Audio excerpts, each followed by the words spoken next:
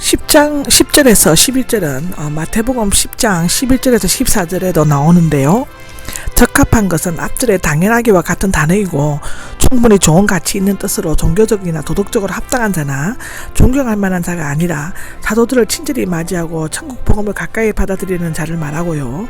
거기에 머물라는 누가복음에는 이 집에서 저 집으로 옮기지 말라라고 되어 있는데, 옮겨 다니는 것은 시간 소비일 뿐만 아니라 집 주인에게 필요한 오해나 미안한 마음을 가지게 될 수 있을 것이라고 합니다. 들어가면서 빌어 주어라 라고 하는데, 두 행동이 동시적임을 나타냅니다. 즉 들어간과 동시에 평안을 빌라는 것이고, 나갈 때에도 마찬가지인데 그때는 발의 먼지를 떨어버려야 한다고 하는데요. 유대인들은 만나면 샬롬 혹은 샬롬 알레이케, 즉 다시 말하면 너희에게 평안이 있으리라 라고 인사를 하고, 평안과 축복은 그것을 받아들이는 자에게만 임하며 거절할 때는 다시 되돌아온다고 합니다. 털어버리라가 나오죠. 이것은 이방인들의 먼지를 불결하기 때문에 그것을 접촉하면 더럽혀진다고 간주하는 것 같은데, 따라서 사도들은 영접하지 않거나 복음을 받아들이지 않는 자들은 이방인처럼 취급하여 그 먼지까지도 거룩한 땅, 즉 유대인 지역으로 묻어오지 않도록 하기 위해서 버려야만 했다고 하는데요. 특히 발의 먼지를 털어버리는 것은 교제를 단절하는 표시이기도 하였다고 합니다.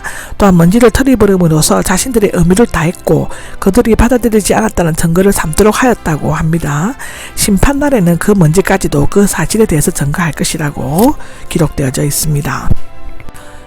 12절에 보면 회개하라고 선포하고가 나오는데요. 처음에 예수님께서 전도하셨던 내용과 같죠. 13절에는 많은 귀신들을 쫓아내며가 나오는데, 더러운 영들 대신 귀신들이 사용하고 있는데, 쫓아내면은 미완료형으로서 계속적으로 반복되는 것을 나타내고 있는데, 기름을 부어 병을 고쳐 주었다는 야고보서 5장 14절 이외에 이곳에만 있다고 합니다. 고대 세계에서 기름과 포도주는 상처를 치유하는 데 사용되었다고 하고, 누가복음 10장 33절에 기록되어져 있습니다. 특히 올리브 기름은 외상이나 모욕 후에 종종 사용되었는데, 하나님께서는 때로 의사나 약을 통해서 병을 고쳐주신다는 것을 보여주고 있습니다. 14절입니다. 14절에는 헤롯 왕도 듣게 되었다가 나옵니다. 헤롯 왕은 헤롯 대왕과 사마리아인 아내 말타케 사이에 난 헤롯 안디바였고 갈릴리와 베레아를 다스렸습니다. 세례자 요한이 나오는데, 헤롯 안디바는 예수님에 대한 소문을 듣고 자기가 목베인 죽인 세례자 요한이 부활한 것이며 예수 안에서의 그의 기적적인 능력이 일어난 것이라고 말했습니다. 평소 사람들은 세례자 요한의 예언자 중에 하나와 같은 예언자라고 했고, 곧 엘리야와 같은 예언자로 생각하고 있었습니다. 엘리야는 이적을 많이 행한 예언자였으므로 예수 안에서 요한이 엘리야와 같은 능력으로 역사하는 것으로 안 헤롯은 헤로디아의 딸, 즉 살로메과 약속 때문에 어쩔 수 없이 헤롯을 죽였지만, 늘 마가복음 6장 17절에서 29절은 세례자 요한의 죽음에 대해서 말하고 있죠. 이것은 마태복음 14장 1절에서 12절에 제가 말씀드렸습니다. 이것은 여러분께서 마태복음 14장 1절에서 11절로 가셔서 다시 한번 들어보시기 바랍니다. 마태복음 14장 1절입니다. 그 무렵에가 나오는데, 막연한 때를 나타내는 관용어 표현으로 아마도 헤롯이 세례자 요한의 목베어 죽인 이후 갈릴리 전도 후반기쯤으로 추정되어집니다.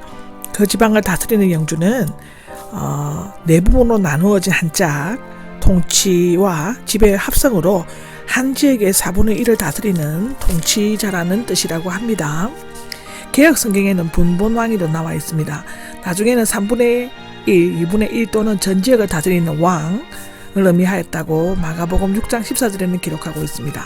당시 유대 지역의 왕은 대리 통치인으로서 그 임명과 폐위는 전적으로 로마 제국의 권한에 달려 있었다고 하는데요. 여기에 헤롯은 헤롯 대왕과 사마리아인 아내 말타케 사이에 난 헤롯 안디바였는데, 헤롯 대왕이 죽은 후 그가 통치했던 유대 전 지역은 세 아들에게 분할되었고, 헤롯 안디바는 갈릴리와 베레아를 다스렸다고 기록되어져 있습니다. 2절입니다.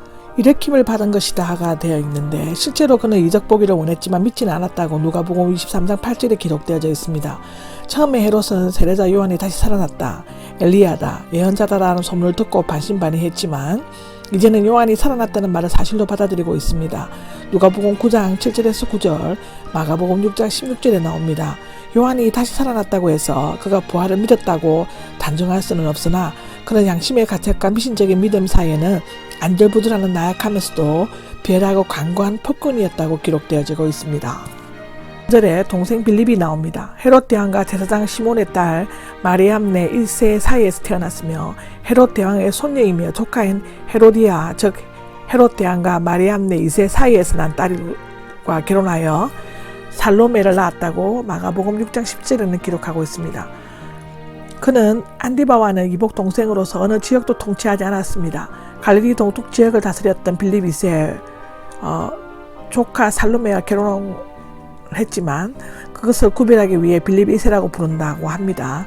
헤롯 안디바는 로마에 있던 동생 빌립 집에서 머물다가 헤로디아와 불륜 관계를 맺고 살로메와 함께 유대로 데리고 왔다고 하는데요. 살아있는 형제의 아내에 결혼하는 것은 모세의 법을 어기는 일이었으며 이 기록은 레위기 18장 16절, 신명기 25장 5절에 나옵니다. 이를 위해 이유 없이 부인 즉 아라비아 나바티 아내 왕 아레다 3세 딸을 내보낸 것이나 헤로디아가 빌립 1세와 이혼한 것은 모두 가늠죄일 뿐만 아니라 근친상간의 죄까지 범하는 것이었다고 레위기 18장 6절에 기록되어져 있습니다. 사실상 헤롯은 스스로 유대인이 되었다고 공언하면서도 유대의 율법은 따르지 않았다고 기록되어져 있습니다. 옳지 않다가 나옵니다. 합당하지 않다, 합법적이지 아니하다의 뜻인데 강내에서 외치는 자의 소리였던 요한이 합법적이 아닌 헤롯의 행위를 고발한 것은 너무나 당연한 일인 것입니다. 그러나 그것은 목숨까지 내어놓아야 하는 위태로운 모험적인 행동이었습니다. 그는 결코 흔들리는 갈대가 아니었으며 여자가 난자들 중에서는 큰 사람답게 탐욕적이고 교활한 헤롯의 불의에 용감하게 맞서 싸웠다고 마태복음 11장 7절에는 기록하고 있습니다. 군왕이라도 그 권리를 남용하며 반대뿐 아니라 폐위도 시킬 수 있다고 기록되어져 있습니다. 무리를 두려워하였다. 헤롯이 두려워한 것은 유대인이 요한이 내한자로 여기고 열일이 지지하고 있을 뿐만 아니라 갈릴리 지역에서 번번이 일어났던 폭동 때문이었다고 합니다.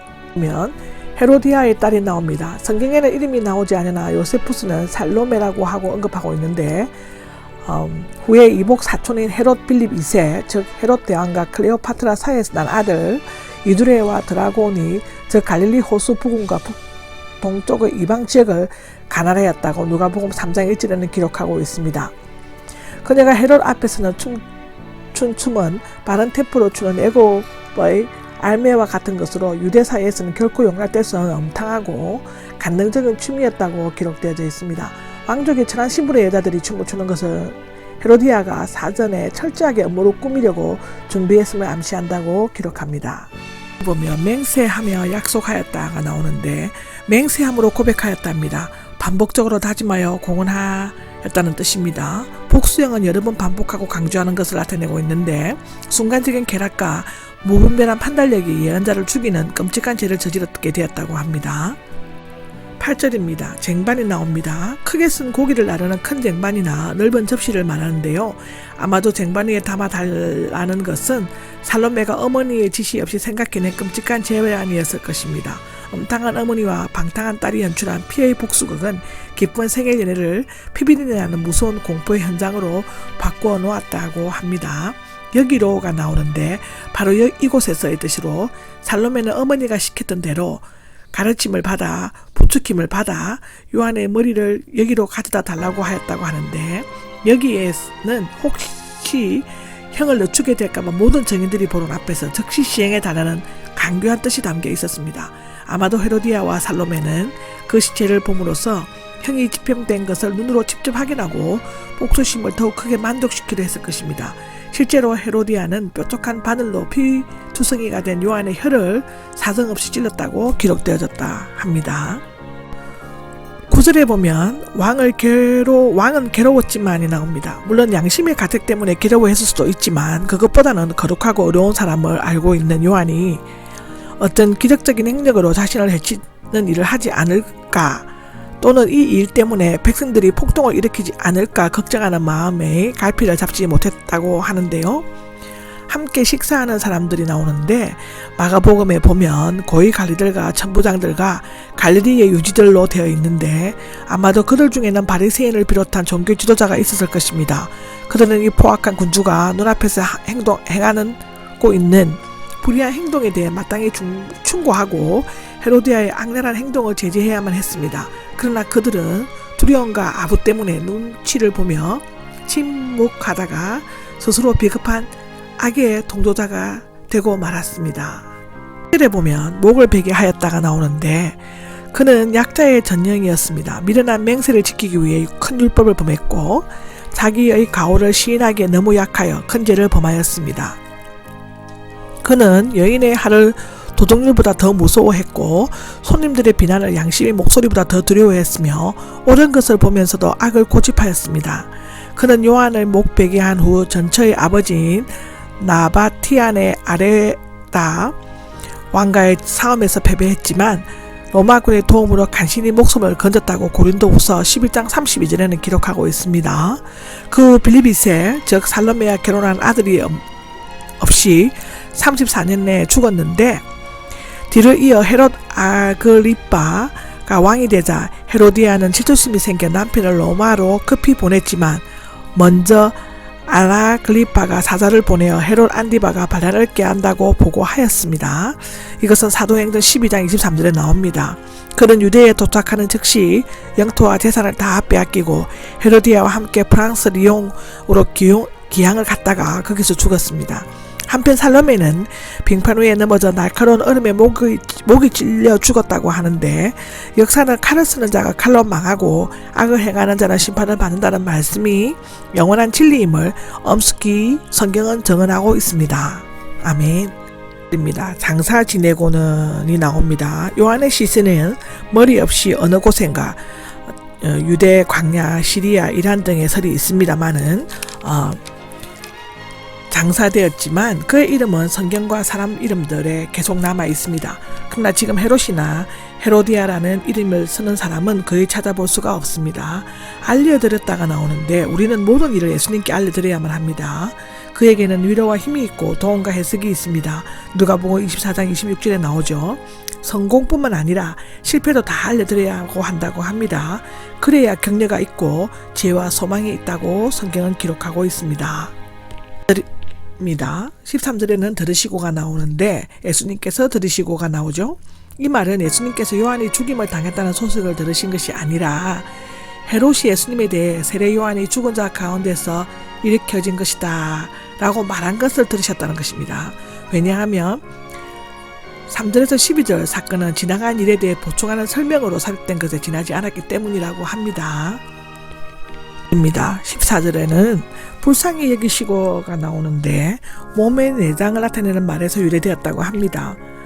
유대인들은 감정이 내장이나 심장에 있는 것으로 생각하였다고 하는데 예를 들면 화를 내거나 놀라게 되면 속이 쓰리고 심장이 뛴다라고 합니다. 내장까지 움직일 정도로 절실하게 불쌍히 여기다라는 뜻인데 마가는 불쌍히 여기셨는데 그 이유는 그들이 목자 없는 양들과 같았기 때문이라고 마가복음 6장 34절에 나옵니다. 목자 없는 양들을 바라보면서 애들에게 느끼는 심정으로 그들을 불쌍히 여겼다는 것인데 이렇게 애들한 심정이 없으면 전도도 선교도 목회도 불가능하다고 마태복음 9장 35절에는 기록하고 있습니다.